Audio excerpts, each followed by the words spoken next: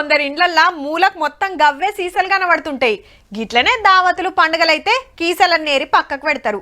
పాతింప సామానోళ్ళు వస్తే గాయనకిచ్చి చిల్లర పైసలో బఠానీలో ఉల్లిగడ్డలో తీసుకునేది. ఇక కొందరుంటారు కీసలతోటే కోటరు కొనుక్కునేంత జమ చేస్తారట. అయితే కేరళ మందు దుకాణాల కాడ కొత్త కండిషన్ పెట్టిండ్రులో ఏ బాటల్ కొన్నా ఏ బ్రాండ్ కొన్నా దాని మీద 20 రూపాయలు డిపాజిట్ చేయాలి. అంటే బాటల్ కు 1000 కట్టి మీద ఒక 20. అగో గదేంది ఆ పైసలతోటి మంచినీళ్ళ పాకెట్ గిలాసా దోశట్ చుడు వస్తది అంటారా? వాజివే కానీ సీసా కాల్ చేసి మళ్ళా తీసుకొచ్చేస్తే మన 20 మనకి ఇస్తారన్నట్టు. మరి మనోళ్ళ కథ ఎట్లుంటది? బాటల్ లేవట్టాలే కథంగానే వారేయాలి. రెమ్మెక్కువ అయితే పలగొడతారు కూడా.